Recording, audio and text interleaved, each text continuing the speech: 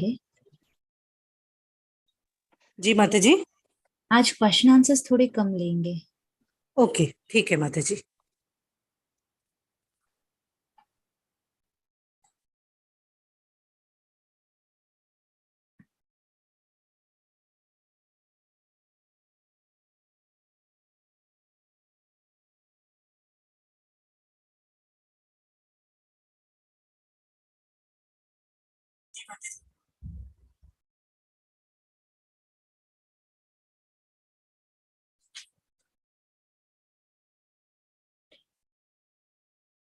हरे कृष्ण।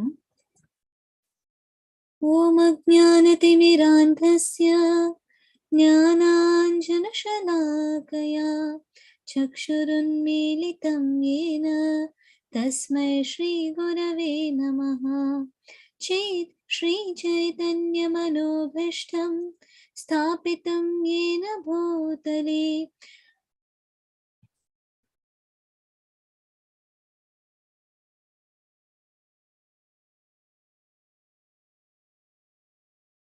हरे कृष्ण। मेरी आवाज आ रही है? हरे कृष्ण। जी माता जी आ रही है माता जी आ रही है। ओके। ओम अज्ञानतिमिरान्धस्य ज्ञानाञ्जनशलाकया चक्षुरुन्मीलितं येन तस्मै श्रीगुरवे नमः। श्रीचैतन्यमनोभीष्टं स्थापितं येन भूतले स्वयं रूपः कदा मह्यं ददाति स्वपदान्तिकं। वन्देऽहं श्रीगुरो श्रीयुतपदकमलं श्रीगुरून् वैष्णवांश्च श्रीरूपं साग्रजातं सहगणर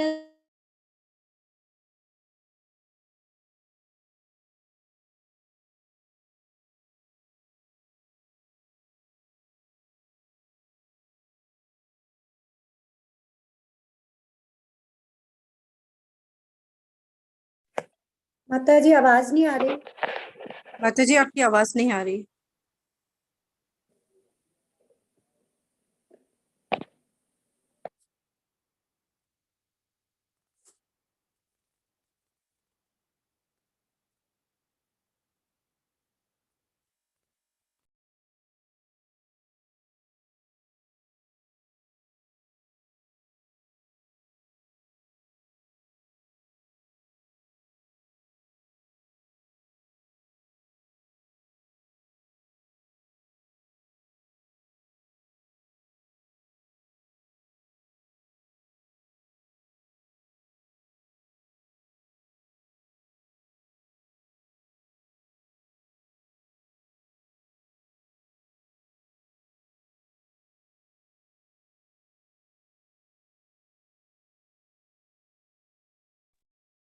हरे कृष्ण। हरे कृष्ण माता जी। सॉरी, मैं कंटिन्यू करती हूँ। हरे कृष्ण माता जी। हरे कृष्ण।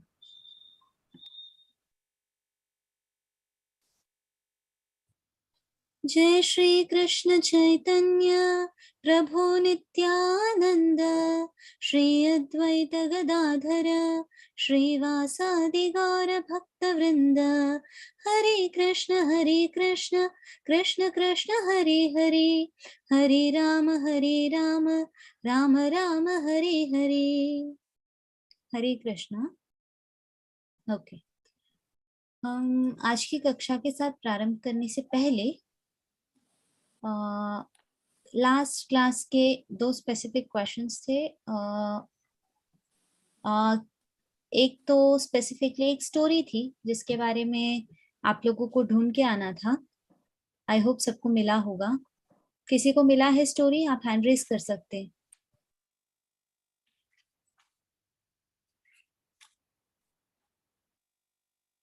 एटलीस्ट किसी ने ढूंढने की कोशिश की हो।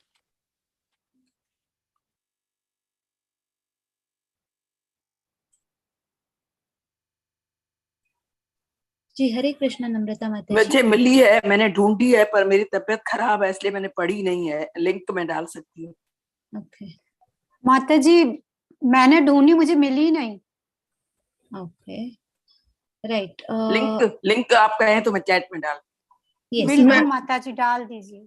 जी, ओके। यस रक्षा माता जी, हरे कृष्णा। माता जी मैंने थोड़ा सा ढूंढा, हाँ, उसमें ये मुझे मिला है थोड़ा, उनका पूरा जीवन चरित्र में से इतना मिला कि नित्यानंद चैतन्य महाप्रभु जी के प्रथम शिष्य थे। ये बलराम के अवतार माने जाते हैं और इन्हें निताई भी कहा जाता है। नित्यानंद परंपरा के शिष्य उनके वंशज माने जाते हैं। राइट, ये हुआ आपके नित्यानंद वंश जो क्वेश्चन था उसका आंसर। एक और स्पेसिफिकली पीपीटी में से मैंने कहा था कि एक स्टोरी चाहिए, तो हाँ। यस आप लोगों को आई थिंक चैट बॉक्स में शेयर हो रहा है स्टोरी, तो जी आप उसे एक बार पढ़ सकते हैं। अगर कोई फिर भी डाउट है उस स्टोरी के साथ तो हम नेक्स्ट क्लास कल डिस्कस करेंगे स्टोरी को। जी राइट, जी माता जी। ओके। तो हाँ। स्पेसिफिकली जी, भगवद गीता। हरे कृष्णा। ओके, तो हम आज की कक्षा के साथ प्रारंभ करते हैं और will start with the class today. मैं रिक्वेस्ट करूंगी कि सब लोग प्लीज अपना माइक जो है म्यूट पे रखें जब आप नहीं बोल रहे हो। Right, okay. तो हम आज की कक्षा के साथ प्रारंभ करें उससे पहले पिछले हफ्ते हम लोगों ने जो है छठा श्लोक देखा था उपदेशामृत का। तो उपदेशामृत का जो छठा श्लोक है उसके बारे में कौन बताना चाहेगा, या संक्षेप में कौन बता सकता है? आप हैंड रेज कर सकते हैं।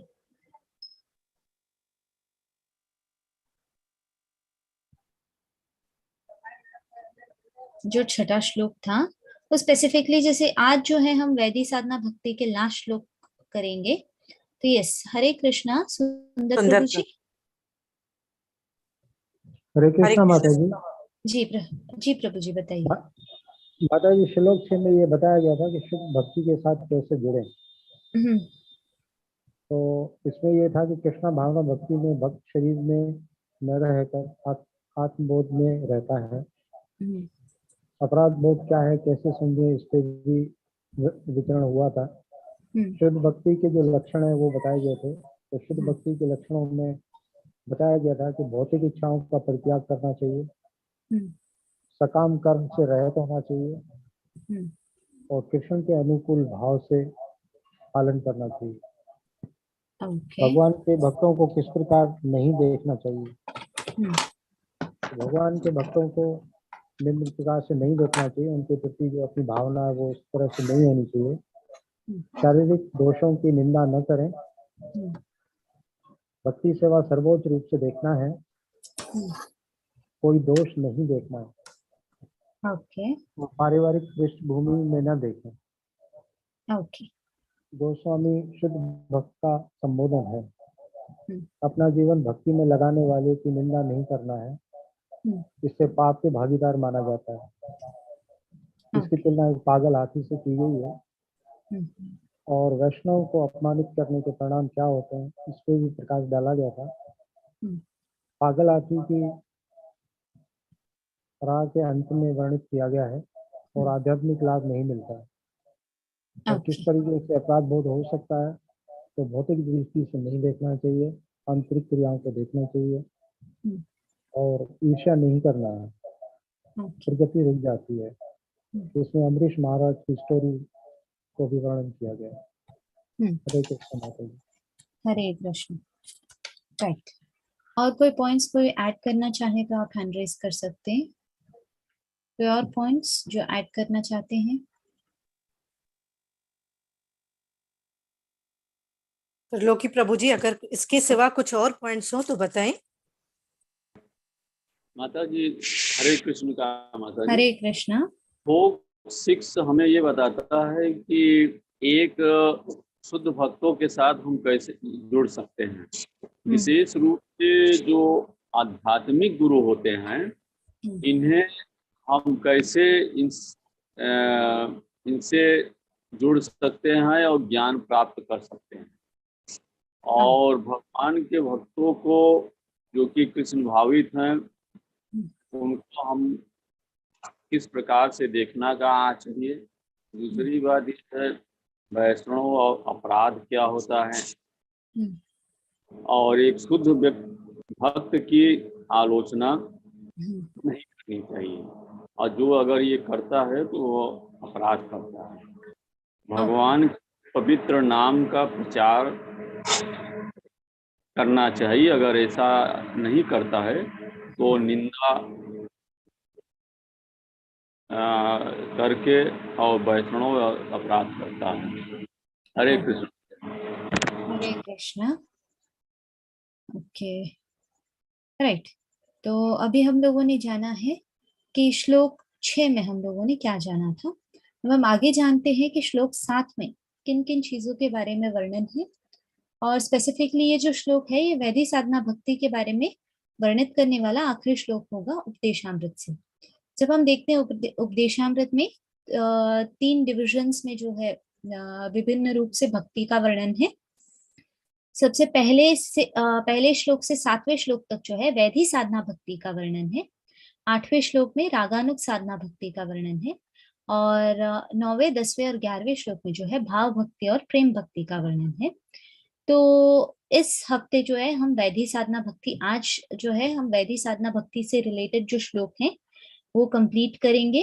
कल रागानुग साधना भक्ति से कंप्लीट करेंगे, और 9, 10 और 11, 9 जो है अगले गुरुवार को लिया जाएगा, और शुक्रवार को 10 और 11 दोनों साथ में लेंगे, क्योंकि ज्यादा स्लाइड्स नहीं है, कम है।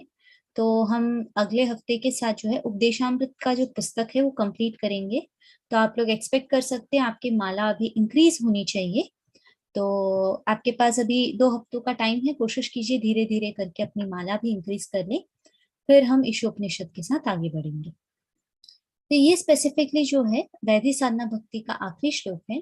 तो इस श्लोक में जो है पवित्र नाम के जप के बारे में बताया गया है। हम सब जानते हैं कि पवित्र नाम का जो जप है वो सर्वश्रेष्ठ यज्ञ माना गया है कलयुग में, करेक्ट। भगवत गीता में इसका वर्णन है।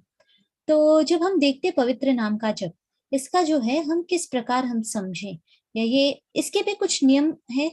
हम जब सिर्फ हम सब जानते हैं जब माला के साथ करनी है, और जो श्याम मणि है या जो एक अलग सा मणि है माला में, उसे पार करके नहीं करना है। तो एक specific rules and regulation even माला जाप का है। और जैसे माला जो है जमीन को नहीं लगनी चाहिए, या बिस्तर में बैठ के नहीं करना चाहिए, ठीक। तो इस प्रकार कुछ जो है बेसिक नियम कानून है जिन्हें हमें फॉलो करना पड़ता है। तो उसका वर्णन है यहाँ पर। यहाँ बता रहे हैं कि उत्तम भक्ति के मंच पर आने के लिए या पहुंचने के लिए हमें सबसे पहले अपनी चेतना को भौतिकवादी संदूषण से, या हम समझे भौतिकवादी जो कल्मश है उनसे शुद्ध करना चाहिए, जो हृदय के दर्पण को ढकता है। यानी जब हम देखते हैं भगवत गीता में एक स्पेसिफिकली उदाहरण के रूप में बताया गया था कि जो हमारा हृदय है वो भौतिक गुणों से किस प्रकार ढका हुआ है, या भौतिकता में किस प्रकार ढका हुआ है। तो उसके लिए 2 उदाहरण दिए गए थे, एक धूल से ढका दर्पण और दूसरा था धुएं से ढका आग। तो जब हम देखते हैं तो ये जो ये जो आवरण है हमारे शुद्ध चेतना पे, भौतिकवादी जो आवरण है उसे निकालने की कोशिश होनी चाहिए, और पवित्र नाम का जाप जो है इस आवरण को निकालने का काम करता है। और हर दिन हरे कृष्ण महामंत्र का ध्यान पूर्वक जप करने से हम धीरे धीरे अज्ञानता के पीलिये से मुक्त हो जाते हैं। यानी यहाँ पर क्यों बताया गया है पीलिया? क्योंकि जब हम देखते हैं आवरण, तो हम जब पीलिया रोग देखते हैं, जॉन्डिस, तो वहां पर क्या होता है कि शरीर जो है पीले रंग से ढका लगता है ना, पूरे रूप से पीले रंग का हो जाता है, ऐसे लगता है कुछ अलग से ढका हुआ है शरीर में। तो इसी प्रकार जो है ये महामंत्र का ध्यान पूर्वक जब हम जप करते हैं तो धीरे धीरे जो अज्ञानता नाम का रोग, जिससे हमारा जो चेतना है, शुद्ध चेतना ढका हुआ है, उस आवरण से जो है हमारी चेतना शुद्ध हो जाती है। तो इसीलिए यहाँ पर जो है अज्ञानता के बारे में, अज्ञानता को जो है एक रोग से कंपेयर किया गया है। तो यहाँ स्पेसिफिकली अब हम श्लोक के साथ आगे बढ़ते हैं। यहाँ बताया गया है, स्यात् कृष्ण नाम चरितादि सिताप्य विद्या पित्तोपतप्त रसनस्य च रोचकानु किन्त्वादरदनुदिनं खलु सैव जुष्टं स्वाद्वी क्रमाद् भवति तत् गदगद मूल हंत्री, यानी यहाँ पर जो है हर एक शब्द का पहले हम अर्थ समझते हैं। ये स्यात् शब्द जो है, जैसे हम हर एक हमारे मोस्ट ऑफ हिंदी के जो वाक्य होते हैं उनके आखिरी में है लगता है या कुछ एक स्पेसिफिक वर्ड लगता है। तो इसी प्रकार स्यात् जो है वो निश्चित रूप से है या वहां पर स्थित है, उसका वर्णन करता है। कृष्ण, भगवान कृष्ण, नाम यानी भगवान का पवित्र नाम। चरित यानी आदि चरित, जो सबसे पहला चरित्र है उसका वर्णन करता है। लीलाएं यानी मोरोवर जो भगवान की लीलाएं हैं उनका वर्णन करता है चरित। सीता यानी मिश्री, मिश्री यानी जो शर्करा हम कहते हैं ना, शर्कर, तो शक्कर की बात हो रही है। अपि यानी यद्यपि, अविद्या अज्ञान को जो है अविद्या के रूप से माना गया है। पित्त से या उपतप्त होकर, पित्त जो है यहाँ पर अग्नि को भी कहा जाता है, या ऐसी कोई चीज जो उष्ण हो या बहुत ही क्या बोलते गर्म हो। और उपतप्त यानी जो पीड़ित है। रसनस्य जीभ की, और रोचिका का अर्थ है स्वादिष्ट। नु यानी अहा, या कितना विचित्र है ये। और किंतु यानी लेकिन। आदरात यानी सावधानी पूर्वक। और अनुदिनम यानी प्रतिदिन, हर दिन, अहनिश हम कहते हैं ना, या दिन रात, तो ऐसे हम समझ सकते हैं। खलु यानी स्वभाव से। और यहाँ फिर जो है एवं यानी निश्चय ही, जुष्ट ग्रहण की गई या उच्चरित। और स्वाद्वी यानी स्वादिष्ट। क्रमात यानी क्रमशः, धीरे धीरे। भवती हो जाती है। तत् गदा यानी ऐसा रोग या उस रोग को जो है मूल यानी जड़ से, हंत्री यानी नष्ट करना चाहिए या करने वाली होती है। ये जो हरि नाम का जाप है वो हमारे अंदर जो अज्ञानता का रोग है उसे जड़ से या मूल से जो है नष्ट करती है। तो इसका अनुवाद हम समझते हैं, यहाँ बताया गया है। कृष्ण का पवित्र नाम, चरित्र, लीलाएं तथा कार्य काल सभी मिश्री के समान आध्यात्मिक रूप से मधुर है। मिश्री यानी शक्कर। शक्कर जब हम खाते हैं तो जिस प्रकार की मिठास हम में आती है, उसी प्रकार से पवित्र नाम का जाप जो है हमारे शरीर की शुद्ध चेतना को मिठास देता है।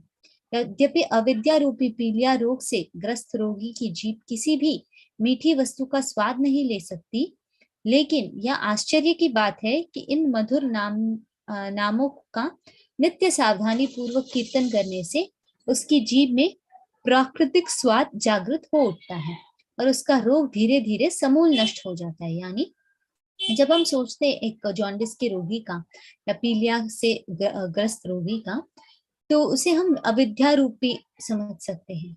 जो पीलिया से ग्रस्त रोगी होता है उसे जो है किसी भी प्रकार के, या इवन एक बुखार समझ लें, तो जब हम कुछ खाते हैं तो हमें वो हम क्या खा रहे हैं या उस खाने के आहार के स्वाद का जो है बोध नहीं होता है।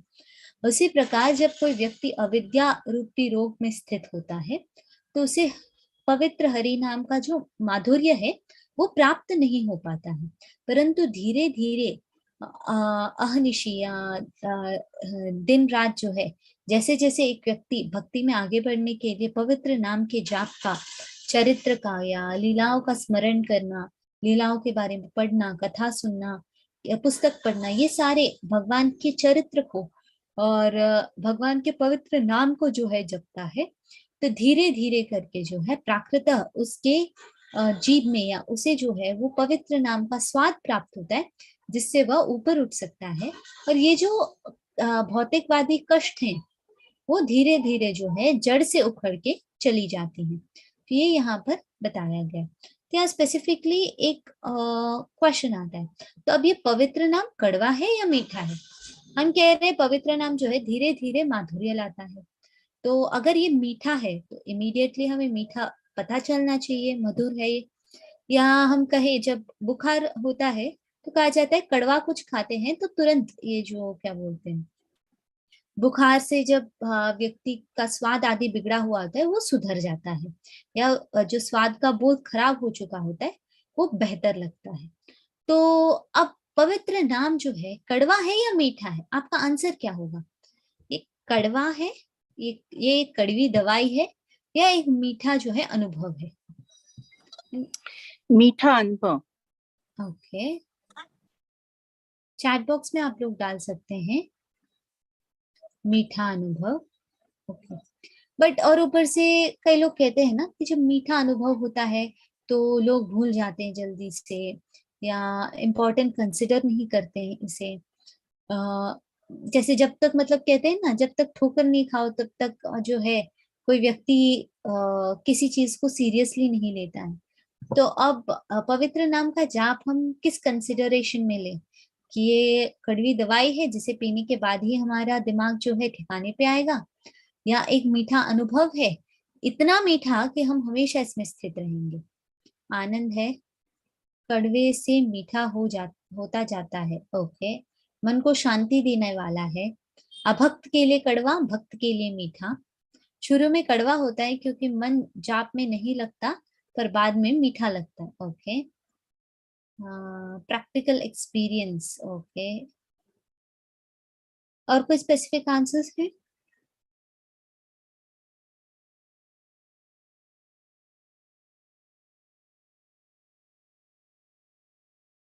जी, हरे कृष्णा रश्मि माता जी। हरे कृष्ण माता जी। इसका अनुभव शुरू में कड़वा लगता है लेकिन बाद में अमृत के समान मीठा लगता है जी। ओके, तो आप जैसे जैसे दवा पहले कड़वी लगती है लेकिन उसी से हमें लाभप्रद होते हैं और हमारा स्वास्थ्य सही हो जाता है। उसी की तरह से जब भक्ति भावना में जुड़ते हैं शुरू में कठिनाई आती है लेकिन बाद में वही हमारे लिए फायदे का होता है। हरे कृष्ण जी, हरे कृष्ण। ओके, तो हम अब डिस्कस करते हैं कि इसमें क्या बताया गया है स्पेसिफिकली। जैसे आपने, कुछ लोगों ने कहा कि ये दवाई की तरह है, थोड़ी सी कड़वी, पर वो कड़वाहट से ही जो है हम मिठास का अनुभव कर सकते हैं। और कुछ लोगों ने कहा कि मीठा अनुभव है, इतना मीठा कि जिससे जो है कोई व्यक्ति कड़वाहट के बारे में सोच भी ना सके ऐसे। तो यहाँ पवित्र नाम का जब हम पढ़ते हैं तो पवित्र नाम जो है मेजरली मिठाई की तरह है। जैसे चॉकलेट्स खाते हैं ना, जब दुकान में जाते हैं तो जितने चॉकलेट्स का भंडार होता है हम इतना खाएंगे परंतु हमारे अंदर जो है, अगर किसी व्यक्ति को चॉकलेट्स बहुत पसंद है, मिठाई बहुत पसंद है, तो क्या होता है, वो व्यक्ति जो है हमेशा वो मिठाई के प्रति ही जाता है। जानबूझ के तो कोई कड़वा खाने नहीं जाएगा, या जानबूझ के कोई जो है तीखा नहीं खाएगा। तो इसी प्रकार से यहाँ हम समझ सकते हैं कि कृष्ण का नाम, रूप, गुण, लीला, ये सब जो है ये मिठाई की तरह है। परंतु ये मिठाई जो है वो एक व्यसन नहीं बनती है, या एक क्या कहें, एक एडिक्शन नहीं बनती है किसी व्यक्ति के अंदर। क्यों? क्योंकि ये भौतिक नहीं है। भौतिक गुणों से जब हम बंधते हैं तब जाके ना हम मतलब दुख सुख आदि की बात करेंगे। जब हम भगवान के बारे में सोचते हैं तो वो तो पूर्ण रूप से सुख है, और भगवत प्राप्ति के लिए हम कर रहे हैं, और भगवत प्राप्ति यानी वो परम सुख है हमारे जीवन का, या हर एक आत्मा का लक्ष्य, या हर एक जीव का लक्ष्य होता है भगवत प्राप्ति। तो कृष्ण नाम का जाप हो, रूप दर्शन हो, गुण हो, लीलाएं हो, ये सारी जो है मिठाई की तरह है। ये मिठाई ऐसी है, जैसे कि सिंपल एग्जांपल कहें तो ऐसी मिठाई जो ना ही हमें व्यसन पैदा करती है हमारे अंदर, ना ही ऐसी मिठाई जो हमें जो है डायबिटीज का रोग देगी। ये मोरोवर इतनी मीठी है, परंतु ये जो है भौतिक जो कंटामिनेशन से इससे बहुत दूर है। हम कहें ना कि जैसे कहते हैं ऑर्गेनिक फूड खाओ तो मतलब शरीर तंदुरुस्त रहता है, तो ये कहीं ना कहीं मिठाई का ऑर्गेनिक रूप हम समझ सकते हैं, या प्योरेस्ट रूप समझ सकते हैं, सबसे शुद्ध रूप, जो इतना मीठा है कि कभी हमें जो है किसी भी प्रकार की तकलीफ नहीं देगा। और इससे जो है क्या होगा, हमारे ये शारीरिक रूप से मिठाई नहीं प्रदान कर रहा है हमें, ये आत्मा को, हमारे जीवात्मा को जो है ये वो मिठास का अनुभव या माधुर्य का अनुभव कराता है। और ये जो माधुर्य का अनुभव जब आत्मा को होता है तो कहीं पर भी इसका व्यसन रूपी प्रभाव नहीं होता है।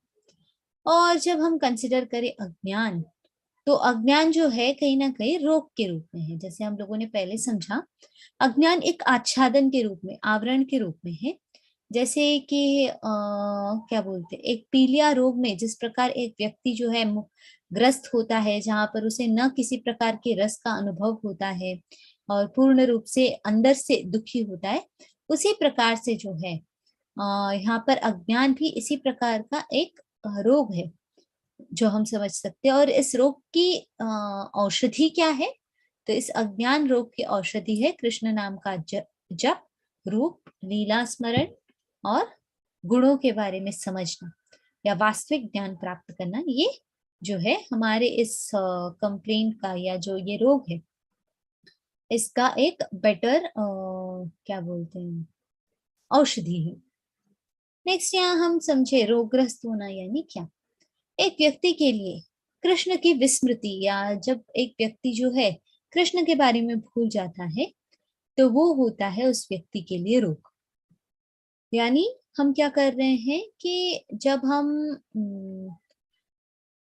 कृष्ण के बारे में सोचना या याद करना, चिंतन करना, कृष्ण के प्रति सेवा में स्थित होना, इन सब चीज से दूर हो जाते हैं, तो हम हमारे प्रति जो है भौतिक समाधानों को जो है इतना इम्पोर्टेंस देने लगते हैं, जिससे एक नई भौतिक समस्या उत्पन्न हो जाती है हमारे में।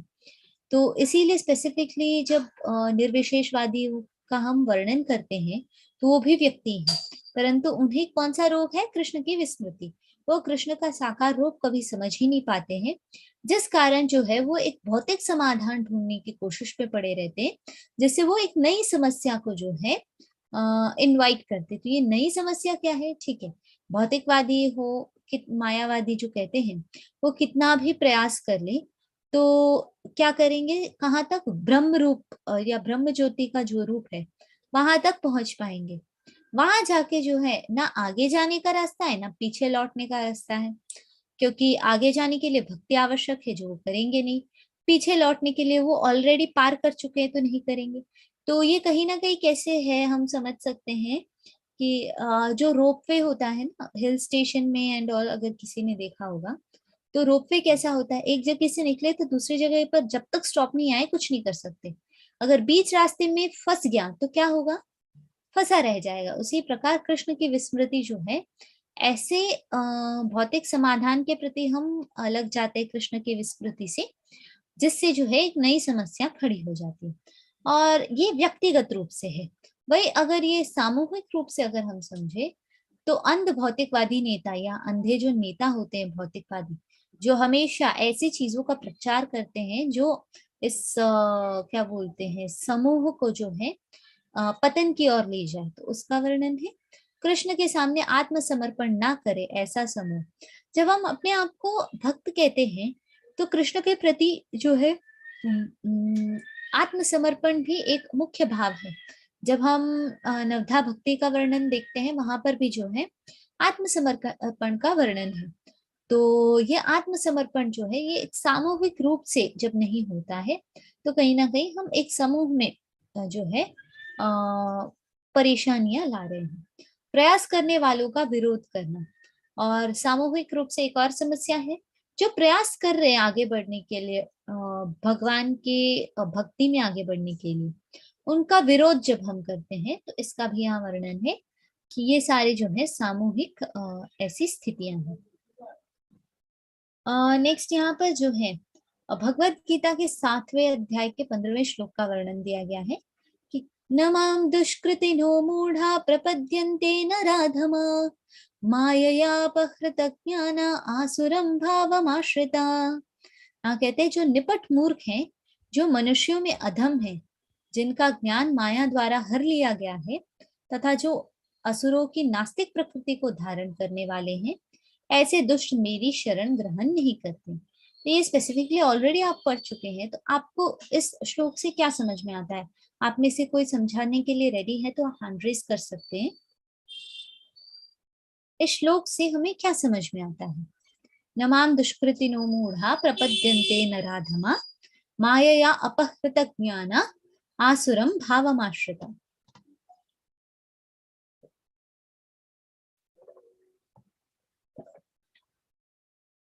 हरे कृष्णा रूमा माता जी। हरे कृष्णा माता जी, दंडवत प्रणाम। हरे कृष्णा माता जी, इस श्लोक से भगवान ये बता रहे हैं कि उनकी शरण में कौन नहीं आ सकता। भगवान ने क्लियर कैटेगरीज समझा दी हैं कि जो मनुष्यों में जो माता जी आप म्यूट हो गई हैं।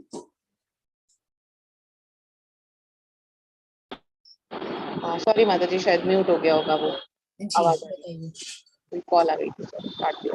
No problem. भगवान कह रहे हैं कि जो असुर हैं, नास्तिक हैं, मतलब जो उनको नहीं मानते, जो मूर्ख हैं, जो अधम है, मनुष्यों में गिरे हुए हैं, ऐसे लोग वो लोग हुए जिनको माया ने किसी न किसी रूप में हर रखा है। क्योंकि मूर्ख भी वही होगा जो माया में फंस जाएगा।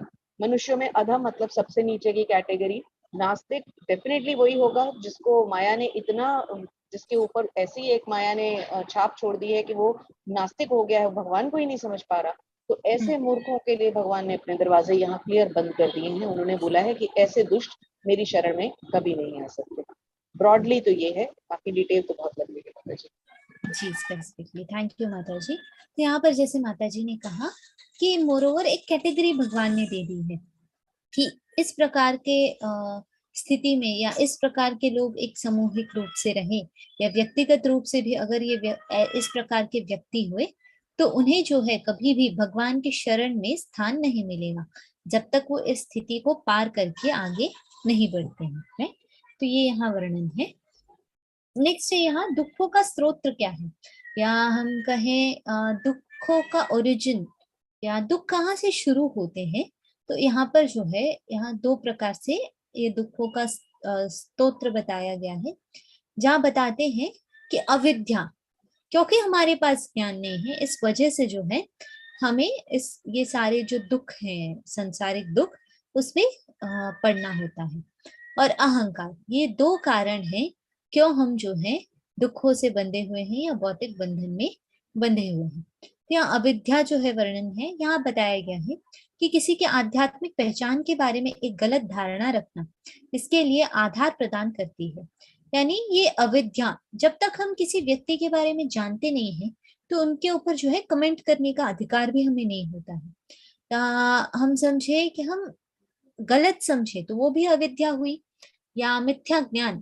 तो ये दोनों ही चीजें जो हैं क्या करती हैं, हमारे लिए बेस बना देती है दुखों के लिए, या फाउंडेशन दुखों का जो है स्ट्रॉन्ग कर देती है, बहुत ही मजबूत फाउंडेशन हो जाता है।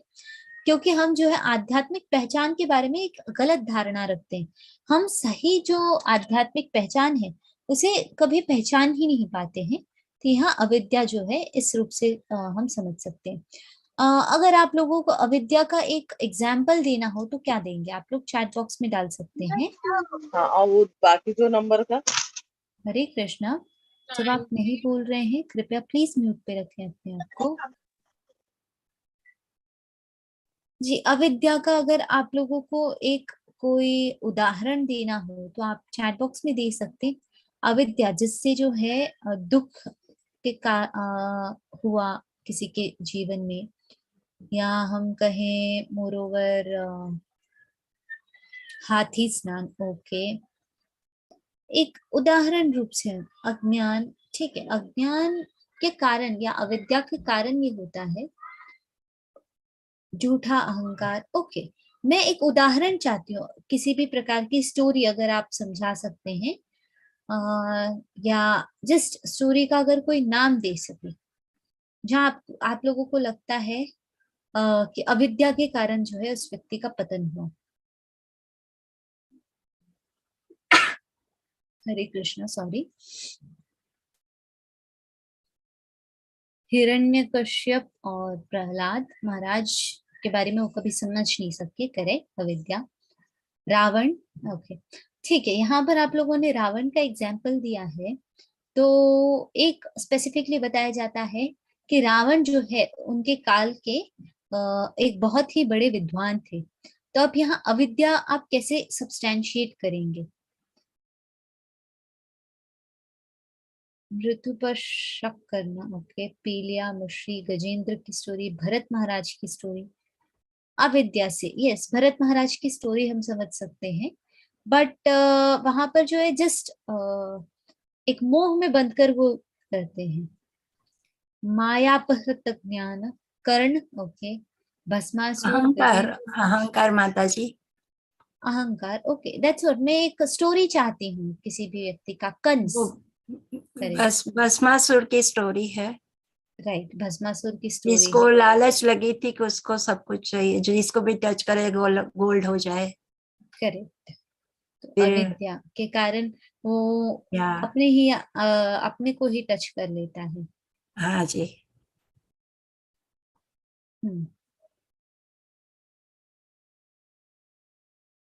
राइट।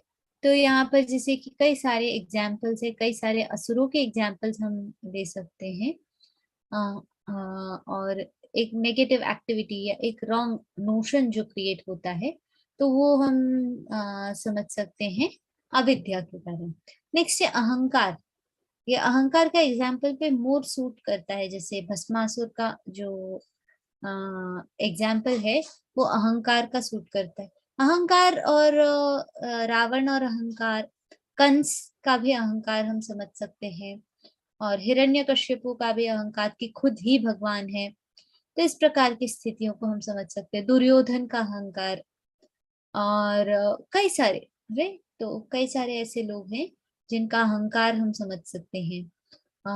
रामायण से लेके हर एक कृष्ण लीला में हो या महिषासुर, ओके, ये सारे जो है अहंकार के प्रतीक हैं। तो आप समझ सकते हैं जब हम कोई व्यक्ति अहंकार में स्थित होता है तो उसके दिल के भीतर जो है एक झूठा अहंकार उद्भूत होता है, जिसके कारण वो दुखों में स्थित होता है। तो ये जो है हम समझ सकते हैं दुख या अज्ञान नाम का जो रोग है, वो असली बीमारी क्या है, वो हृदय से इंक्लूडेड है। हृदय की बीमारी है या दिल की बीमारी है, हम समझ सकते हैं, जो दुख देगी। तो more over like a heart disease या कार्डियक डिजीज। तो अब दुखों को कैसे दूर किया जाए, तो यहाँ पर जो है दुखों के दूर करने का वर्णन दिया गया है। आप सब जानते हैं ये वर्णन। शुद्ध भक्ति दुखों को दूर करती है, भगवान के नाम का जाप दुखों का दूर करता है। तो यहाँ इसी का वर्णन है बेसिक, जो अब तक हमने सीखा है। यहाँ बताया है यदि मन शुद्ध हो जाते हैं, तथापि यदि चेतना शुद्ध हो जाती है, तो व्यक्ति को जो है भौतिक रोग से नुकसान नहीं हो पाता है। क्यों? क्योंकि उसके ऊपर जो आच्छादन है भौतिक रूप से, वो आच्छादन से वो दूर हो जाता है, जिसके कारण वो शुद्ध हो जाता है। फिर है मन और हृदय को सभी भ्रांतियों से शुद्ध करने के लिए हरे कृष्ण महामंत्र के इस जाप को अपनाना चाहिए।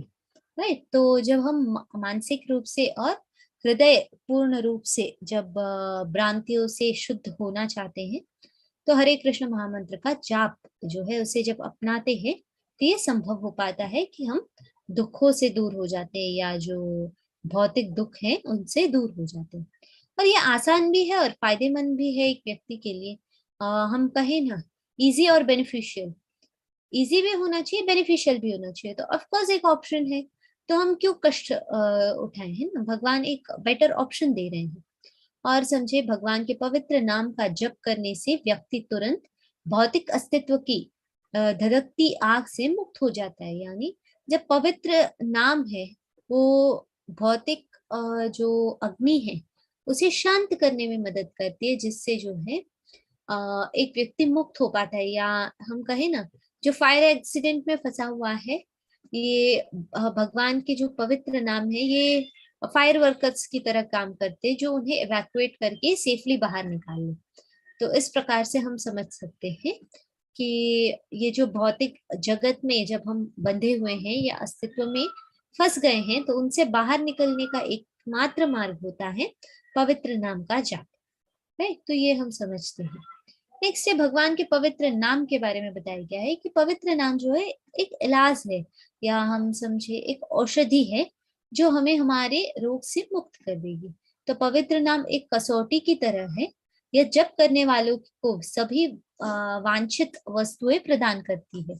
या हम कहें जो ऐसी वस्तुएं होती हैं जो इवन भौतिक जगत में नहीं प्राप्त होती हैं, फिर भी वो भी जो है प्रदान करती है।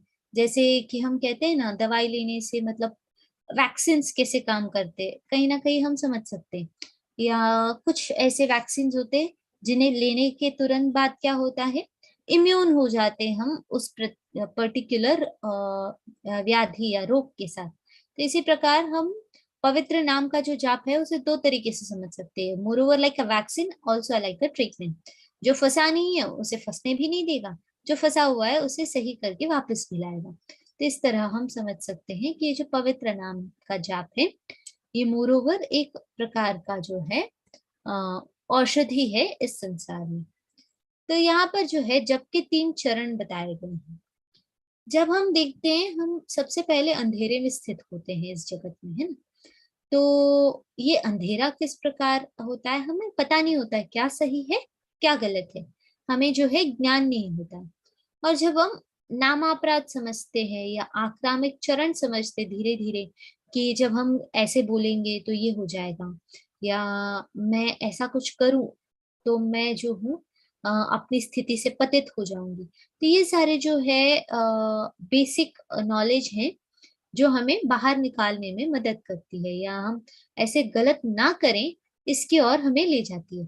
तो ये जो नामापराध आदि जान लेते हैं जप में, तो हम कैसी स्थिति को प्राप्त करते हैं, भोर की स्थिति को, या जो डॉन कहते हैं ना, जहाँ पर अभी सूर्योदय हुआ नहीं है, ना पूर्ण रूप से सूर्य किरण निकले हैं, पर थोड़ा बहुत जो हल्का हल्का जो लाइट दिखता है, ऐसे स्टेज को, या हम कहे थोड़ा सा हम प्रकाश में गए।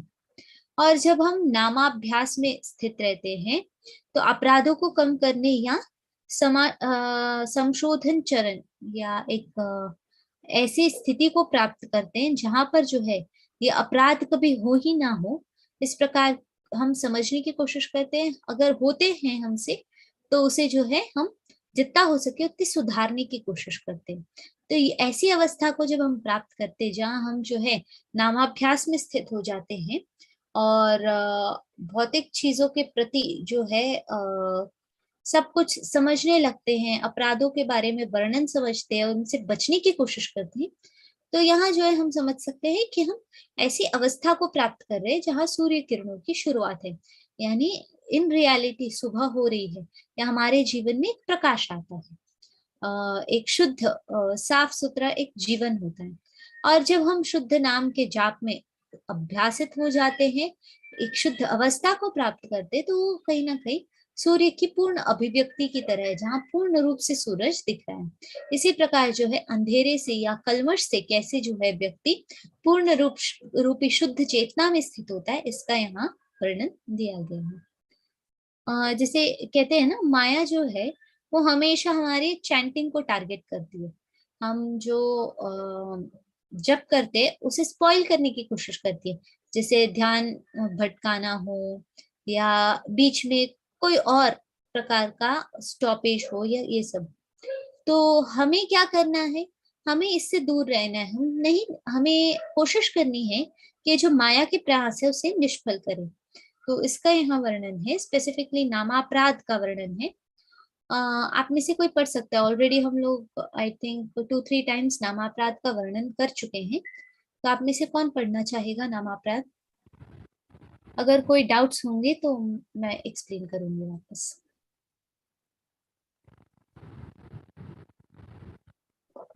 हरे कृष्णा। ज्योति मकर माता जी। हरे कृष्णा माता जी, हरे कृष्णा सभी को। नामापराध, भगवान नाम का प्रचार करने वाले महाभगवतों की निंदा करना, शिव ब्रह्मादि देवताओं को भगवान नाम के समान अथवा उनसे भिन्न समझना, श्री गुरु की अवज्ञा, वैदिक शास्त्रों अथवा प्रमाणों का खंडन करना, हरे कृष्ण महामंत्र के जप की महिमा को काल्पनिक समझना।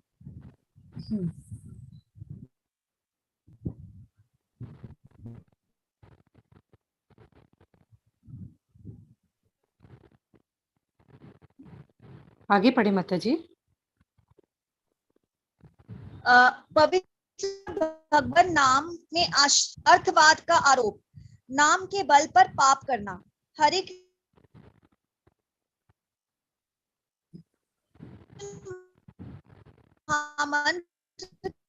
माता जी आपकी आवाज टूट रही है। व्यक्ति को कृष्ण नाम की महिमा, महामंत्र के जप में पूर्ण विश्वास ना होना, और इसकी इतनी अगाध महिमा सुनने पर भी विषयासक्ति बनाए रखना, ध्यान पूर्वक जप ना करना भी एक अपराध है। राइट, थैंक यू माता जी। तो यहाँ पर नामापराध का वर्णन ऑलरेडी हम लोगों ने एक स्पेशल क्लास भी लिया था इसके ऊपर। तो अगर इसमें किसी को कोई डाउट है तो आप लोग जो है चेक कर सकते हैं।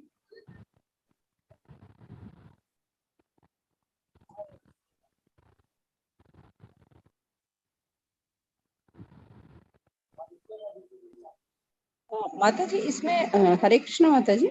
हरे कृष्णा माता जी, इसमें आप जब 9 नंबर में जब आप कह रही हैं कि अश्रद्धालु व्यक्ति को कृष्ण नाम की महिमा का उपदेश देना, तो हम किसी को भी प्रीचिंग कैसे करेंगे? किसी को भी हम कृष्ण भावना भावित बनाएंगे कैसे? जो अभी तो बहुत से लोग अश्रद्धालु ही हैं जो कृष्ण के बारे में नहीं जानते हैं, उनको जब तक हम बताएंगे नहीं तो वो कैसे फिर कृष्ण भावना भावित होंगे? स्पेसिफिकली माता जी यहाँ अश्रद्धालु व्यक्ति, जब हम कोशिश करते हैं बोलने की और समझाने की कोशिश करते हैं, अगर वो व्यक्ति सुनना ही ना चाहे या भगवान के बारे में जानते हुए अगर वो बार बार जो है हमारे कहने पर भी ना माने, तो ऐसे जो स्थिति में व्यक्ति स्थित होता है उसे हमें उपदेश नहीं देना है। क्यों? क्योंकि अगर हम उपदेश देते हैं तो एक हम कॉन्सिक्वेंस इसका समझ सकते हैं कि उस व्यक्ति को बिल्कुल भी श्रद्धा नहीं है भगवान के ऊपर, ना ही भगवान नाम में श्रद्धा है। तो अगर वो व्यक्ति जो है कहीं ना कहीं कुछ गलत बोल देता है भगवान नाम के प्रति, तो क्या होता है, वो एक अपराध हो जाता है। हम उसे कहीं ना कहीं वो अपराध करने से रोक रहे हैं। जब तक वो उस ज्ञान को एक्सेप्ट करने के लिए तैयार नहीं होता है, हम कितना भी ज्ञान दें वो वेस्ट होता है ना। जैसे कुछ नहीं, मैं अगर क्लास लेने आ रही हूँ, प्रभु जी ने बोला है मैं क्लास लेने आ रही हूँ, अगर कोई सुनना ही नहीं चाहता है तो कोई मतलब नहीं होता है ना मेरे क्लास लेने का। तो उसी प्रकार जब एक व्यक्ति भगवान नाम के बारे में सुनना ही नहीं चाहता है तो हम उससे कुछ भी कहे वो कभी नहीं मानेगा। तो इस प्रकार से हम समझ सकते हैं अश्रद्धालु व्यक्ति का वर्णन। हरे कृष्ण। माता जी, ये जो 9 नंबर पे लिखा है अश्रद्धालु व्यक्ति को कृष्ण नाम की महिमा का उपदेश करना, तो अगर इससे मतलब कि अगर हमसे अनजाने में ये गलती हो जाए, मतलब अनवांटिंगली, तो क्या हमें इसके सीरियस कॉन्सिक्वेंसेस फेस करने पड़ते हैं? क्योंकि हमसे हमारे माध्यम से किसी ने भगवान का तिरस्कार कर दिया और उसके मतलब एक डिफरेंस हमें याद रखनी चाहिए अपराध और गलती की। ठीक है, हम जब बाय चांस बिना जाने हम कुछ गलत कर देते हैं तो वो अपराध नहीं होता है। मोरोवर जो है इट्स लाइक क्या बोलते हैं, वो एक छोटी सी गलती हो जाती है जिसके लिए हम क्षमा याचना भी करते हैं ना, हमें बुरा लगता है, हम प्रायश्चित करना भी चाहते हैं। परंतु जब हम समझे क्या बोलते हैं अपराध, यानी जब हम जानते हैं वो व्यक्ति अश्रद्धालु है और हम वो चीज करने की पूरी कोशिश करते हैं, तो उसे हम समझ सकते हैं कि वो गलत है, वो अपराध है जो जानबूझ के हम करें। तो हमें मतलब कि ये जो जैसे राम नाम की लेखन पुस्तिका आती है जिसपे राम राम का जाप करते हैं, हमें ये भी पर्सनली करनी चाहिए, not in a public place? Not necessary, आप जो है कुछ भी पब्लिकली कर सकती हैं, इट्स नॉट रॉन्ग, बट हमें जो है उपदेश नहीं देना है। We don't have to advise them to do the same. जब तक वो रेडी नहीं है वो एडवाइस एक्सेप्ट करने के लिए, या until and unless they ask you. जैसे कि भगवत गीता का जब हम समझते हैं तो पहले अध्याय में पूरा जो है सिर्फ कुरुक्षेत्र के युद्ध भूमि के बारे में वर्णन होता है और अर्जुन जो है पूर्ण रूप से ऐसी स्थिति में स्थित होता है जहां वो तैयार ही नहीं है युद्ध करने के लिए। परंतु इतना होने के बावजूद भगवान ने उन्हें, अर्जुन को जो है भगवान ने ज्ञान नहीं दिया। कब दिया भगवान ने ज्ञान? जब अर्जुन जो है समर्पित हुआ, शिष्य बना भगवान के, है ना। जब हम सोचते कार्पण्य दोषोपहत स्वभाव पृच्छामि त्वाम धर्म सम्मूढ़ चेता यत् श्रेयस्यान् निश्चितं ब्रूहि तन्मे शिष्यस्तेहं शाधि मां त्वाम प्रपन्नम। अब मुझे अपना शिष्य स्वीकार करके मुझे उपदेश दे। जब तक वो शिष्य नहीं बना तब तक भगवान ने भी उपदेश नहीं दिया। तो हम किसी व्यक्ति को, जब तक वो व्यक्ति हमारी बात सुनने के लिए तैयार नहीं है, तो हम उसे उपदेश क्या दें? करेक्ट। हम हमारा कार्य कर सकते हैं, हम जाप कर सकते हैं, हम हमारी पुस्तकें पढ़ सकते हैं या वीडियोस देख सकते हैं, जो भी हम करते हैं भगवत नाम के प्रचार में हो या हम अपने आध्यात्मिक प्रगति के लिए करते हो, that you can do. But हम किसी को उपदेश देने नहीं जाएं कि ये करो तो तुम्हारा लाइफ बेटर होगा, जब तक वो चाहता ही नहीं है कि ऐसा कुछ करे वो। हरे कृष्ण माता जी, पॉइंट 6 और 8 कहा जा रहा है, एक बार फिर से समझाएं। तो पॉइंट 6 जो है पवित्र भगवान नाम में अर्थवाद का आरोप, या हम कहे जब हम कहते हैं लेवल 1 में बहुत कॉमनली होता है, हरे कृष्ण, हरे राधा रानी को एक्सप्लेन करता है, या रमन शब्द को भी जो है एक्सप्लेन करता है। तो लोगों का ये होता है कि हरे कृष्ण ठीक है, राधा कृष्ण हम समझ सकते हैं, हरे राम क्यों? तो स्पेसिफिकली हरे जो शब्द है, राधा रानी शक्ति रूप है भगवान की और भगवान से अलग नहीं है। वो भगवान कृष्ण हो, भगवान राम हो, भगवान की ही शक्ति हुई ना। तो हम इन सब चीजों पर जो है अर्थवाद करना या ऐसे डिस्कशंस, अनहेल्दी डिस्कशंस जो हमारे आध्यात्मिक प्रगति में हेल्प ना करें, तो वो अपराध है करके बताया गया है। ऐसे कहते हैं ना बेतुकी डिस्कशंस, जिससे कभी किसी का आध्यात्मिक उन्नति नहीं होगा, प्रगति नहीं होगा, ऐसी स्थिति का वर्णन है। और नेक्स्ट 8वां यहाँ बताया गया है कि हरे कृष्ण महामंत्र के जाप को वेदों में वर्णित एक शुभ सकाम कर्मकांड के समान समझना। जैसे महामंत्र जो है, ये हम क्या समझते हैं? महामंत्र क्या है? महामंत्र एक ऐसा तरीका है या एक स्पेशल क्या बोलते उपदेश है जो भगवान ने दिया है, जिसे पालन करके हम भगवत प्राप्ति कर सकते हैं। तो इसे जो है ऐसे वैदिक मंत्रों के समान न मानना। जैसे हम कहते हैं ना, वेदों में कई सारे बताए गए हैं, देवताओं के प्रति भी मंत्र बताए गए हैं, यज्ञों का वर्णन दिया गया है। तो ये सारे यज्ञ जो है हमेशा भगवत प्राप्ति के लिए नहीं होते, कुछ भौतिक सुख प्रदान करने के लिए भी होते। जैसे पुत्र कामेष्ठी यज्ञ का सब लोगों ने सुना है रामायण से। तो क्या वो भगवत प्राप्ति के लिए थे? हाँ, फाइनली उन्हें मिले भगवान, that is a secondary part. But जो पुत्र कामेष्ठी यज्ञ यानी पुत्र चाहिए करके यज्ञ करना, तो एक ऐसी इच्छा से यज्ञ करना, कर्म कांड करना, या एक क्या बोलते हैं फल की इच्छा से गतिविधि करना हो गया। परंतु हरे कृष्ण महामंत्र के जाप के पीछे हमारा कोई भी मतलब छुपा नहीं हुआ है। तो हमें कभी भी महामंत्र को जो है वैदिक जो मंत्र है जिसके पीछे हमारा एक स्वार्थ या एक क्या बोलते बेनिफिट रख के हम करते हैं, उसके समान नहीं समझना चाहिए। और किसी ने सेकंड का वर्णन दिया गया है, शिव ब्रह्मादि देवताओं के नाम को भगवान नाम के समान अथवा उनसे भिन्न समझना। तो स्पेसिफिकली जो है जब हम देखते हैं शिव ब्रह्मादि देवताओं का जो नाम है, उसे अगर हम भगवान के समान समझे, भगवान सर्वोपरि हैं, भगवान से ही सब कुछ उद्भूत है, ये पूरे संसार के रचयिता भगवान है, ये हम सब जानते हैं। और इंक्लूडिंग शिव ब्रह्मादि जो देवता हैं, उनकी भी उत्पत्ति जो है भगवान से हुई है, ये भी हम जानते हैं। ये सब जानते हुए अगर हम समझे कि भगवान के समान है वो लोग, या भगवान से वो लोग भिन्न नहीं है, वो भगवान ही है करके, तो इस प्रकार से जब हम समझते हैं तो वो अपराध है। नेक्स्ट किसी ने 7th वन पूछा है, नाम के बल पर पाप करना। या हम कहे हम भगवान नाम का जो है जाप कर रहे हैं, भक्ति में स्थित है, परंतु उस भक्ति में स्थित होते हुए हम भौतिक पाप करें, किसी जैसे हम कहते हैं ना ढोंगी बाबा, similar concept.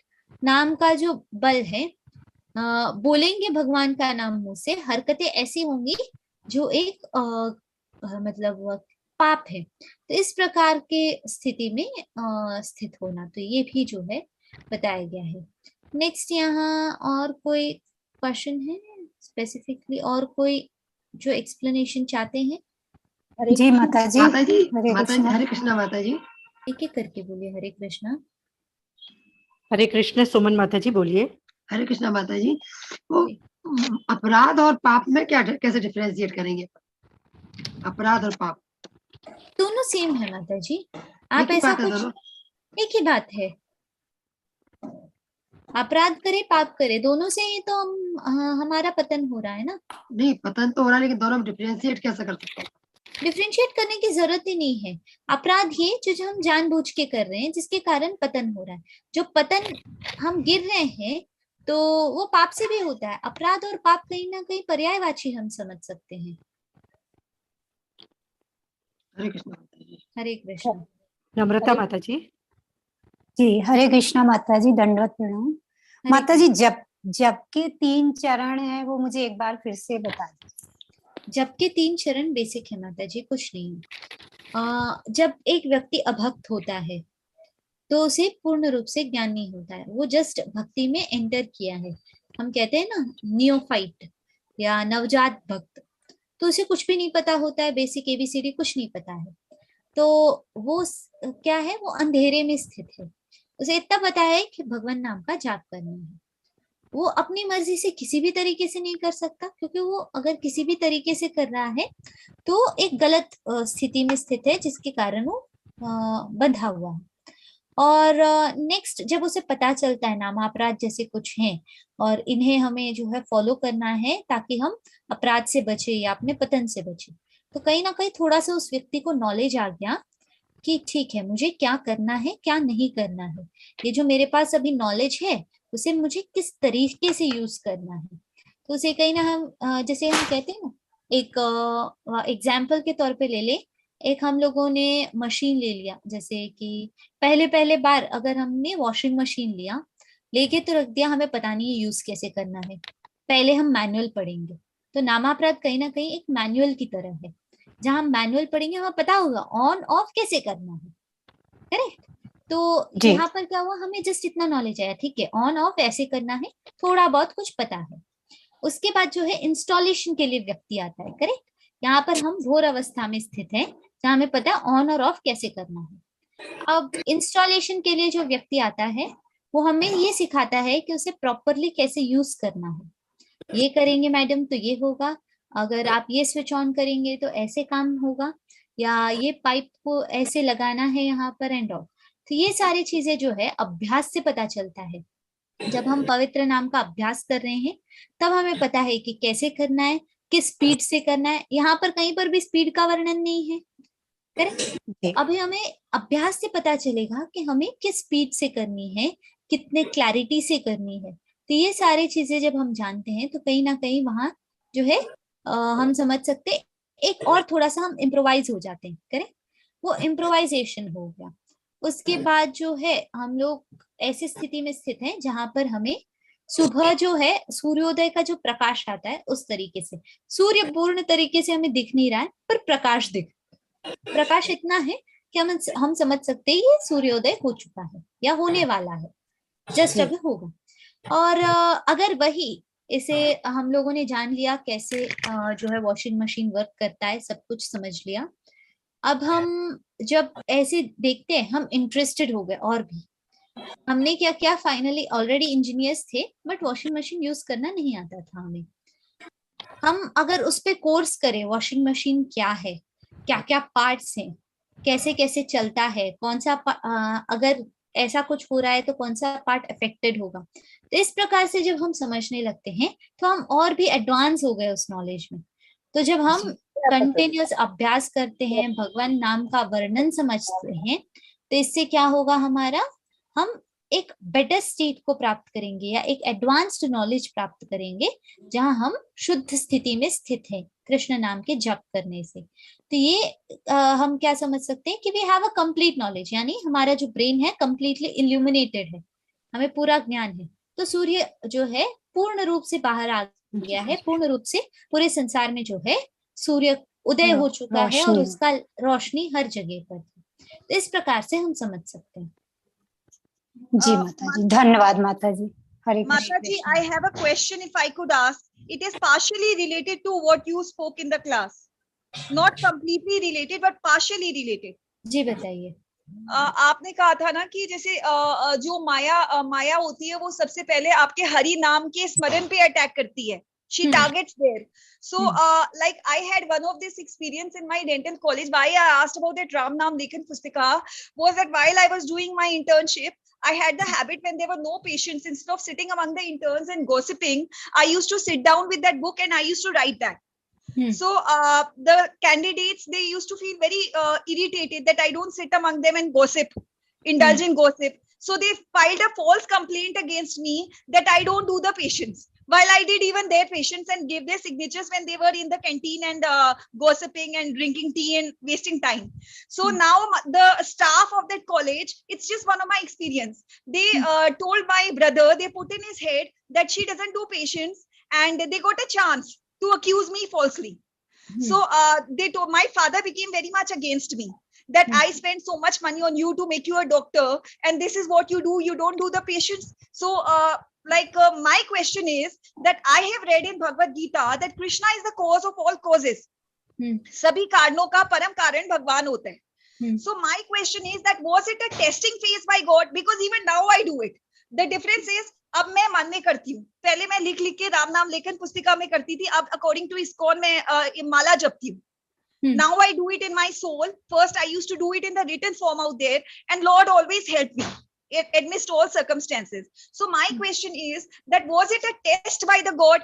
And my mother says to me that कलयुग जो है पहले नितनेम छुड़ाता है. अगर बंदा नितनेम में पक्का हो तो कलयुग उसका कुछ भी नहीं कर सकता. एंड भागवतम में मैंने पढ़ा है कि जहां पे हरि नाम का संकीर्तन होता है वहां पे कलयुग नहीं घुस सकता. Right. So my question is this, that if I went through all this, was God testing my devotion or trying to pull me more towards Him? See, it's not moreover like testing. हम जब समझते हैं कि हमारे life में hurdles आती हैं किसी ना किसी कारणवश, तो ये सारे चीजें मोरोवर हम समझ सकते हैं. योग माया है ना, वो कृष्ण भगवान के बहुत करीब है, और हम समझ सकते हैं कि she won't allow anyone useless to meet Krishna. Right? Okay. जिसके पास अपॉइंटमेंट नहीं है, या हम समझे कि जो भगवान से मिलने या भगवान को प्राप्त करने के लायक नहीं है, वहां पर उन्हें प्राप्त नहीं कराती है. तो योग माया पहले टेस्ट करती है कि ये व्यक्ति लायक है या नहीं. जैसे कि अगर आपके अगेंस्ट कंप्लेंट फाइल हुआ, आपने उस दिन छोड़ दिया, यानी यू फेल्ड इन हर test. Correct. If you left your work of chanting the name of Krishna or remembering Krishna, you left your way of devotion, then you failed in her exam. Correct. So no, I do it even more, but I do it in my mind now, and sometimes I do it in the written form. That's not wrong. आप अभी भी भक्ति के 9 मार्ग बताएं, उसमें से कोई भी करे, that's not the matter. But आप भक्ति नहीं छोड़े. Even when I'm traveling in a metro, I do it publicly. Why should I fear the world? I should be right in the eyes of God. I have nothing to do with others. My concern is I am answerable only to the Lord for my actions.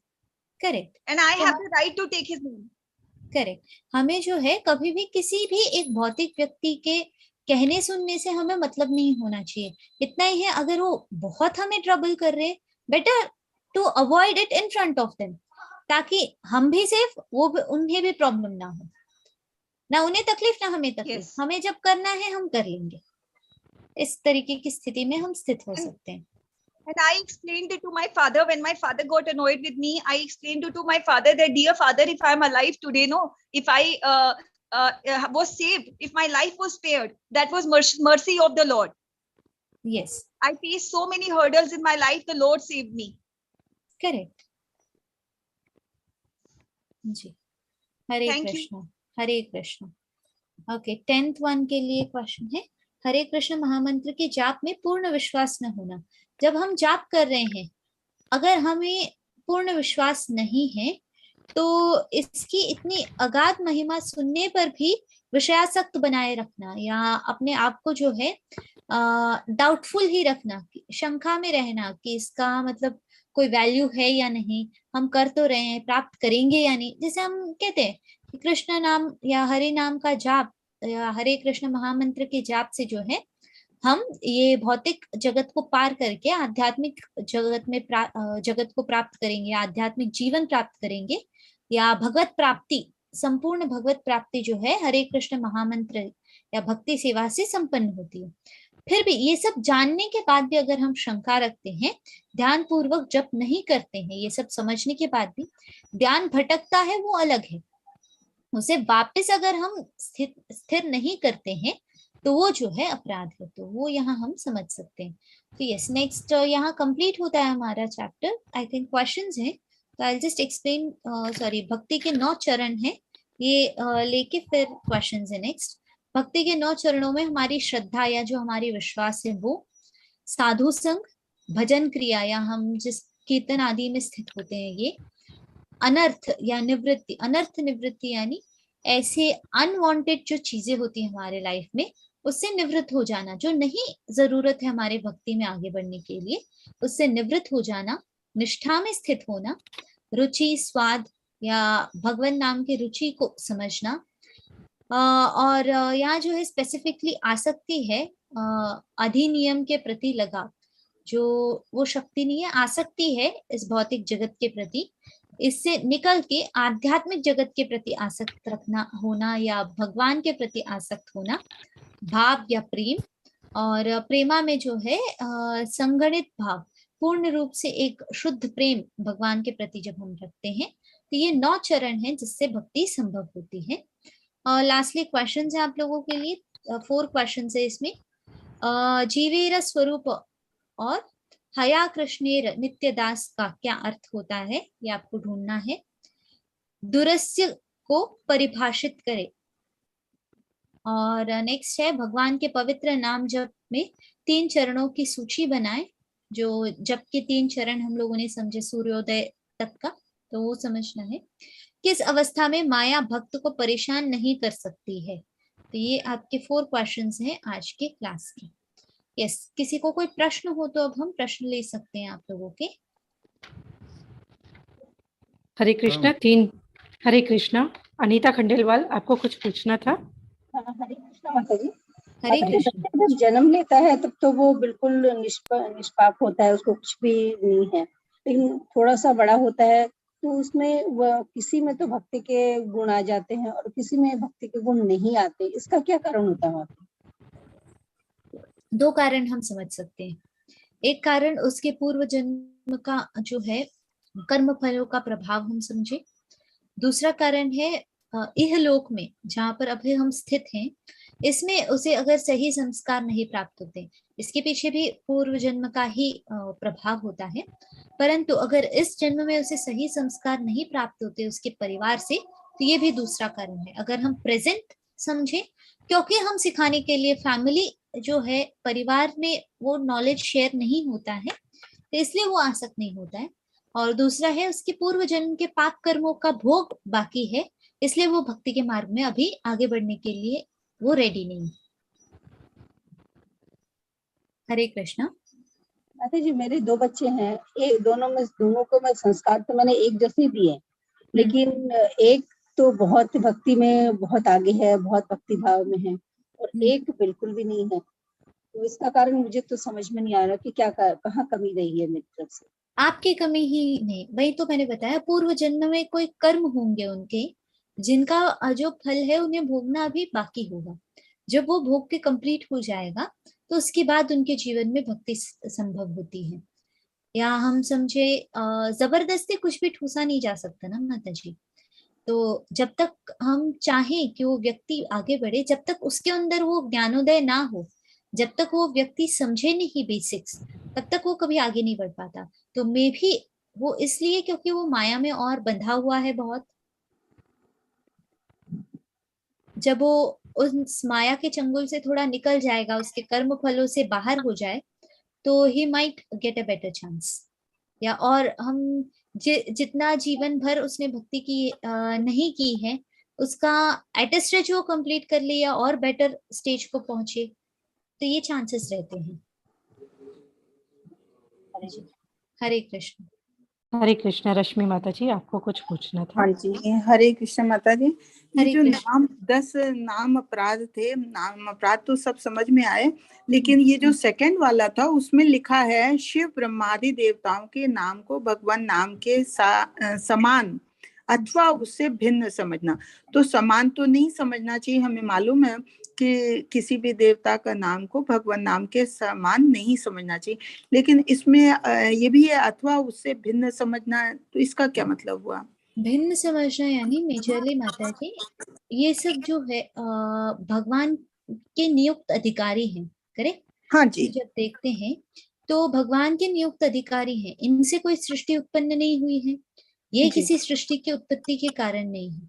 तो कई सारे लोग ऐसे सोचते हैं कि कृष्णा ने एक सृष्टि बनाई, विष्णु ने एक सृष्टि बनाई, शिव जी की एक सृष्टि है, ब्रह्मा जी ने कुछ बनाया, तो I can choose whichever I wish to follow. Okay, इस प्रकार से डिफरेंशिएट करके समझना। बिल्कुल समझ में आ रियलिटी गया। क्या है कि सब एक है, सब आ कुछ गई उन बात समझ। भगवान से ही जो है उद्भूत हुआ है। धन्यवाद माता जी। हरे कृष्ण। हरे कृष्ण।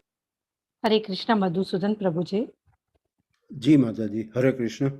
हरे ये कृष्ण। लास्ट असाइनमेंट जो था उसमें मैंने सेकंड क्वेश्चन का जवाब लिखना ही भूल गया हूँ और सबमिट हो गया, तो अभी क्या, can I repeat it again? आपका जो अभी का असाइनमेंट होगा उसमें एक्स्ट्रा क्वेश्चन ऐड कर दीजिए, प्रॉब्लम नहीं है। मीन्स के ये आज का जो ये आपने अभी लिखा है उसके साथ हाँ, उसको ऐड कर दूं? आज का और कल का साथ में सबमिट करेंगे ना, तब डाल दीजिए, चलेगा। Thank you. हरे कृष्ण। हरे कृष्ण। हरे कृष्ण चंदन प्रभु जी। हरे कृष्ण माता जी। हरे कृष्ण। मेरा दो प्रश्न है। बताइए। एक प्रश्न है, एक जो मान लीजिए हम कहीं किसी को बुलाता है हमारे कहीं पे, उनको कुछ पूजा पाठ हो रही है, तो हम प्रभु जी आपकी आवाज सॉरी। हेलो जी बताइए। माता जी, मान लीजिए हम कभी समाज में रहते हैं तो हम कहीं पे गए, हमने कहीं पूजा पाठ हो रही है तो हमें प्रसाद देते हैं, वो प्रसाद हमको लेना नहीं लेना? प्रसाद तो आप किसी का भी ग्रहण कर सकते हैं। पूजा मतलब देवताओं की पूजा होती है वहाँ पे? हाँ, देवताओं को पूज्य माना गया है। किसने कहा कि आप देवताओं की पूजा नहीं कर सकते? हमें देवताओं को भगवान के समान नहीं मानना है। देवता पूज्य हैं, इसमें कोई शंका नहीं है। ओके माता जी, दूसरा प्रश्न है मेरा, जैसे मैं अभी इस्कॉन बेंगलोर गया था तो वहां पे उन्होंने कुछ दीक्षा के बारे में कुछ अलग ही बात बताया हमारे को। उन्होंने कुछ पेपर दिखाया और उन्होंने बोला कि हमारे जो दीक्षा गुरु हैं पहले प्रभुपाद ही रहेंगे। तो मैं थोड़ा कंफ्यूजन में आ गया, क्या सही है क्या गलत है? इसका discussion may be will do it afterwards. आप मुझे मैसेज कर सकते हैं। ये जो डिस्कशन पेपर दिखाया कौन सा प्रभुपाद जी का लेटर था, किस डेट का, उन्होंने क्या क्या लिखा, उन्होंने दिखाया मेरे को। हाँ, we'll discuss about it Prabhu ji. Let this be out of recording and all. आप मुझे मैसेज कर सकते हैं, we'll discuss about it। मैं बताती हूँ आपको। ठीक है माता जी। हरे कृष्ण। पब्लिकली डिस्कस नहीं करते जी। Okay okay. हरे कृष्ण।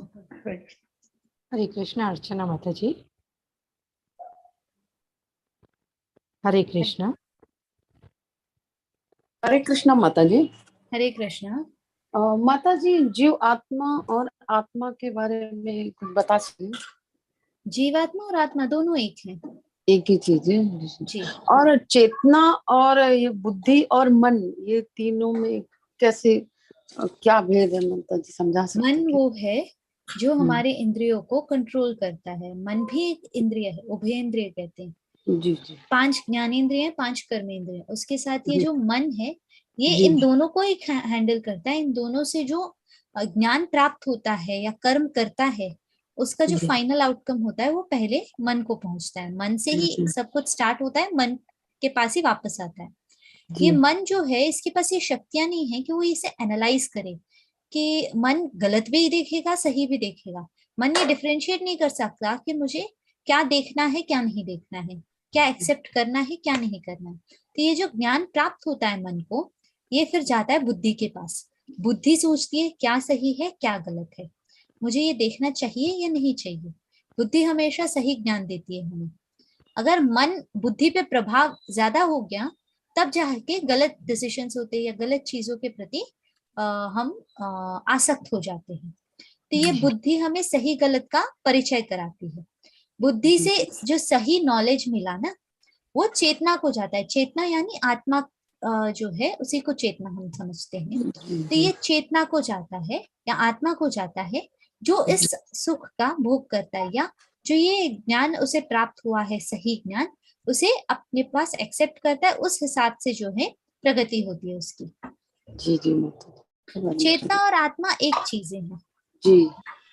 माता जी, जब ऐसे मन इतना नहीं भटकता कभी भी, लेकिन जब क्लास होती है या मतलब जो भी बुक्स है आप लोगों ने बोला है उसको जो हम पढ़ते हैं तो उसी टाइम मन ज्यादा भटकता है, कितना भी इसको कंट्रोल करिए वही ना, खींचिए माया उसको। स्पेसिफिकली जब हम कहते हैं ना, माया वही करती है। माया तभी जी अटैक करती है जब हमारा एफर्ट बहुत होता है। जी जी। तो इससे कैसे मुक्ति मिल सकती माता जी की मन हमारा जैसे इतना। जैसे हम प्रगति करने लगे हमारी भक्ति में, जैसे जी जैसे हम एडवांस होते हैं हमारी भक्ति में, तो ये जी माया का जो स्ट्रेंथ है वो रिड्यूस होता है। जी जी माता जी। तो आगे जाके कम हो जाएगा माता जी, जैसा भी हमको Of course. ऐसा बोलते हैं ना भ्रमित करती रहती है। हाँ नहीं, वो जाते जाते ही कम होगा माता जी, एट ए जी स्ट्रेच जी नहीं हो पाएगा। जी जी जी, माता जी, धन्यवाद माता जी। हरे हरे कृष्ण। कृष्णा माता जी। हरे कृष्ण। सुमन कुलर माता जी। माता जी, माता जी जो आपने प्रश्न में पूछा है ना, जीवेरा स्वरूप तथा हया कृष्णेरा, इसी के बारे में थोड़ा सा बता दीजिए। माता जी आप लोग को ढूंढना है, अगर आप लोग को नहीं मिलता है फिर हम इसे डिस्कस करेंगे। ये स्पेसिफिकली जो उपदेशामृत का 7वां श्लोक है उससे रिलेटेड है, और उसके इवन तात्पर्य में इसका वर्णन है। तो आप ढूंढिए, जब नहीं मिलेगा फिर हम डिस्कस करेंगे इसे, ठीक है। क्योंकि स्पेसिफिक जैसे नित्यानंद वंश भी कई लोगों को नहीं मिला था, but you got to know right Nityananda वंश का क्यों हम लोग वर्णन कर रहे थे, तो इसी तरह से है। माता जी आई हैव वन क्वेश्चन। मैंने जी, ये लेवल 3 इंग्लिश का भी ज्वाइन कर रखा है, तो अब मैं ये क्वेश्चन आंसर्स हिंदी वाले सेशन के सॉल्व कर रही हूँ और आपको भेज देती हूँ। तो असाइनमेंट पार्ट मुझे वो कंपलसरी तो नहीं कि इंग्लिश का भी सॉल्व करना पड़े, कि अगर मैं वो सिर्फ अपनी मतलब की नॉलेज को रिफ्रेश करने के लिए लगाना चाहूँ कि मेरे कंटेंट्स रिफ्रेश हो जाएंगे, तो मतलब मेरे को असाइनमेंट उसकी कंपलसरी तो नहीं? स्पेसिफिकली माता जी जब आप लेवल 4 के लिए अप्लाई करती हैं तो तब क्या होता है कि they will expect you should have finish level 3 assignments in the same language. जैसे अगर आप लेवल 4 हिंदी में अप्लाई करती है तो कोई प्रॉब्लम नहीं होगा, लेवल 4 इंग्लिश में अप्लाई करती हैं तब वो लोग देखेंगे आपने कितने असाइनमेंट सबमिट किए हैं। तो you can better ask English teacher, if they don't have a problem, we don't mind. No, because actually, level 2 also I attended in English as well as Hindi. While in my certificates, both the certificates, it was not mentioned in Hindi or in English. So it was a common certificate. So that's why I asked. वहां पर क्या LMS use कर रहे थे ना हम, जहाँ पर सर्टिफिकेट जनरेट होता है। यहाँ पर मेजरली सर्टिफिकेट मैन्युअली दिया जाएगा आप लोगों को। Any certificate will be produced from the temple site based on the assignments you have submitted us through Google Forms. हम सारा देखेंगे कि सब assignment submit हुआ है या नहीं. We will take an average, based on that you will be given the certificate. So it might contain Hindi. So अगर नहीं होता है, yes you can go ahead with both. But if it's having Hindi, then they might not agree with it. और majorly I don't have a clear idea about it, तो वहाँ एक बार आप वहाँ के एडमिन से किसी से मैसेज करके पूछ सकती हैं। Because level 1 when I attended, it was mentioned in Hindi. In English, it was just written Bhagavad Gita, done the course. And level 2, it was just a common thing, nothing mentioned. That's why I asked. हाँ नहीं, it's better. I'll also check from my side. We'll see. I'll let you know. Why I have joined in Hindi and English both, because Hindi is my favorite language. Ji, that's okay. People do tend to join 2-3 languages. Even my level 1 was both in Hindi and English. Level 2 I did in English, then now I'm teaching Hindi. So that's okay. That's quite acceptable. Not an issue. Okay, thank you. Hare Krishna. Hare Krishna. हरे कृष्ण। हरे कृष्ण अनामिका माता जी। माता जी last 2 questions. हरे कृष्णा माता जी। ये भगवान के पवित्र नाम, ये third question समझ में नहीं आ रहा है माता जी, क्या मेंशन करूंगी? भगवान के पवित्र नाम जाप में 3 चरणों की सूची बनाना, जो सूर्योदय तक का जो हम लोगों ने सेक्शन पढ़ा था ना माता जी, तो उसका वर्णन करना है। जो फ्लो चार्ट था आप लोगों का, ये वाला ये आपको एक्सप्लेन करना है।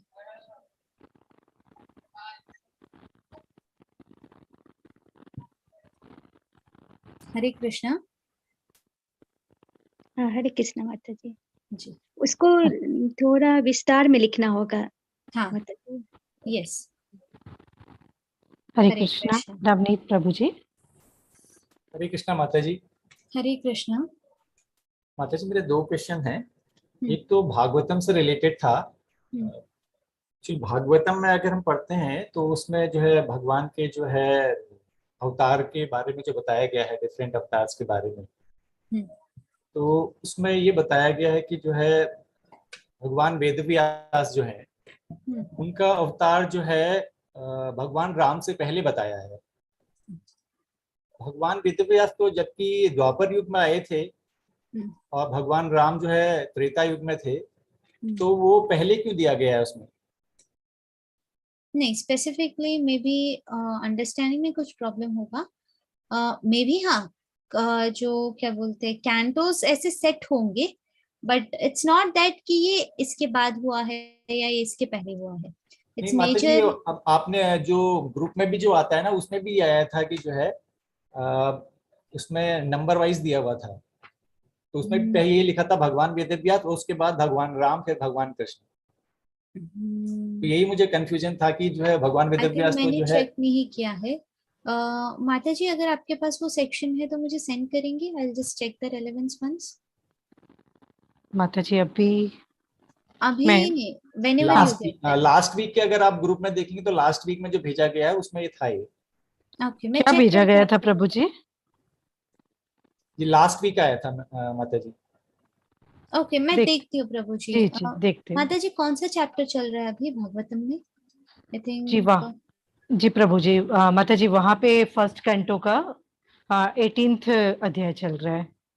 18 चैप्टर ना? क्या बोलते हैं जो आप भेज रही हैं अभी वो? जी जी ओके, मैं चेक करके आपको अच्छा, आपको इनको यहाँ पे जो भेज रही हूँ। ओके हाँ 4th अध्याय। 4th ना? ओके, मैं चेक करके आपको बताती हूँ अंकल। ठीक है माता जी। एक चीज और था, हम श्रीमद् भगवत गीता में हमने पढ़ा, भक्ति योग में अगर हम देखते हैं तो भगवान ने जो है भक्त के लक्षण बताए हैं वहाँ पे। तो बार बार उन्होंने कहा है कि भक्त जो है इसको जो है किसी की आलोचना नहीं करनी चाहिए, किसी से द्वेष नहीं करना चाहिए। लेकिन हम देखते हैं हमारी ऑलमोस्ट एवरी क्लास में जो है हम जो है निर्विकार निर्विशेषवादी लोगों की जो है आलोचना करते हैं, जबकि भगवत गीता में ही भगवान कहते हैं कि जो मेरे अव्यक्त रूप की पूजा करता है वो भी अल्टीमेटली मुझे ही प्राप्त करता है। तो बार बार हम लोग ये क्यों इनकी जो है आलोचना करते हैं? हम निंदा नहीं कर रहे हैं उनकी, करेक्ट? हम निंदा नहीं कर रहे हैं किसी की भी। हम उनके जो सिस्टम है उसका वर्णन कर रहे हैं कि उनका सिस्टम क्या है and what is the highest stage they reach to. हम ये नहीं कह रहे हैं कि आप फॉलो नहीं कीजिए। हैव वी एवर सेड कि मतलब आप निर्विशेषवादियों को फॉलो नहीं कीजिए, यू शुड नॉट डू? कभी नहीं। What we say is what they are doing is will give them the result of just reaching till the Brahman, but they get stuck. वो लोग आगे भी नहीं बढ़ पाते क्योंकि it's a stage where they won't get the knowledge of साकार भगवान, और ना वो नीचे आ पाते because they have attained the stage जहाँ से जन्म और मृत्यु के चक्र में वापस आना पॉसिबल नहीं है।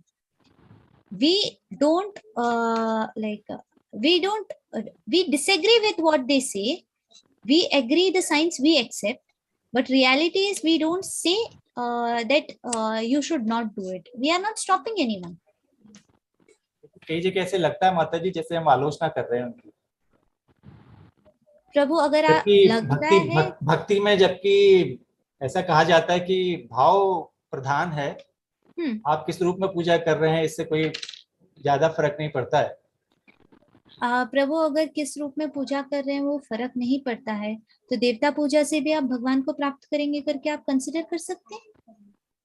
भाव प्रधान होता है माता जी। भाई, भाव प्रधान होता है। हम अगर आप किसी भी चीज में अगर आप जो है भगवान मान लें कि ये भगवान है मेरा, तो क्योंकि अब जब हम रिजिड हो जाते हैं तो फिर दूसरे रिलीजन और हमारे रिलीजन में कोई फर्क नहीं रह जाता।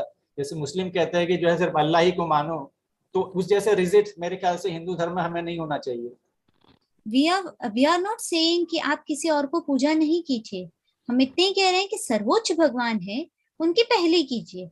हमने थोड़ी ना किसी को रोका है you should not do it. Have we said कि हमें नहीं करना चाहिए, ये गलत है आप जो कर रहे हैं, you should not do it, you should follow us? We have never told them. If you want, you can follow. If you don't wish, you can do whatever you want. We have given the freedom, हम थोड़ी ना रोकते हैं किसी को, right? माता जी one question, 1 minute. हरे कृष्णा प्रभु जी, नवनीत प्रभु जी। हरे कृष्ण प्रभु जी, नवनीत प्रभु जी। जी माता जी। प्रभु जी, आप जो बोल रहे हैं ना, वो मुझे एक बार सेंड कर देंगे? जो आप श्लोका बोल रहे हैं, मैंने डाला हुआ है, वो मुझे जिस नंबर पे आया है ना, उसी नंबर पे आप मुझे भेज दीजिए। बिल्कुल माता जी। जी माता जी। जी, क्योंकि मैंने अभी 2-3 खोले हैं, तो उसमें मुझे समझ में नहीं आया आप किसकी बात कर रहे हैं। ठीक है माता जी, मैं आपको सेंड कर दूंगा। जी, हरे कृष्ण। हरे कृष्ण माता जी। हरे कृष्ण ज्योति माता जी। Hare Krishna Mataji. Mataji, like we've read no in Bhagavad Gita, everyone is part and parcel of Krishna, tiny spark, and even the demigods are the limbs of the Lord, and he is the cause of all causes. So, is it possible that in the various Sadgurus, deities of all religions, we visualize Krishna? Yes, of course.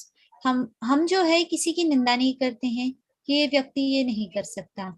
Have you ever seen someone in ISKCON saying that you are wrong, or you belong to a different religion, so you should not enter in our temple? नहीं. Everyone has free entry. Everyone can enter. So we see everyone as a part and parcel of Krishna's creation. Correct? Only thing we follow is Sakar Brahma. Sorry, Sakar Bhagwan. That's it. We consider Krishna as the ultimate. Thank you. हरे कृष्ण। कृष्णा, बहुत messages आ रहे हैं personal में attendance link के लिए, मैंने डाला है, please आप भर दे सभी। हरे कृष्णा। हरे कृष्ण। हरे कृष्णा माता जी। माता जी, जो अभी प्रभु जी ने क्वेश्चन किया है हमारे उसके बारे में, माता तो जी विल मैं डिस्कस समवन्स क्वेश्चंस प्लीज।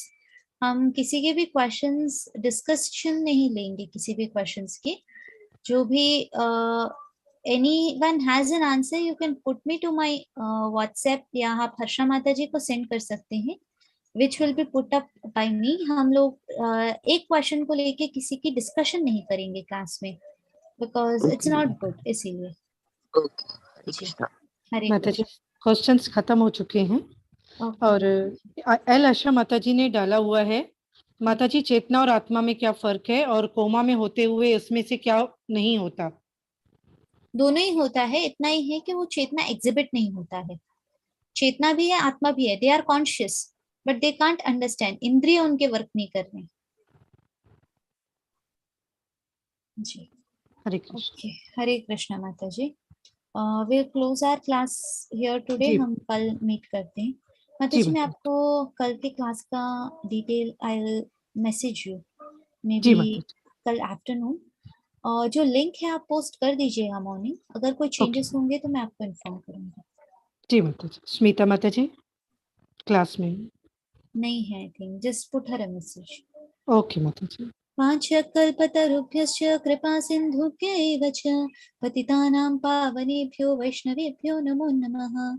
अनंत कोटि वैष्णव वृंद की जय, श्रीला प्रभुपाद जी की जय। हरे कृष्ण। हरे कृष्ण। धन्यवाद माता जी। हरे कृष्ण। हरे कृष्ण। धन्यवाद माता जी। हरे कृष्ण।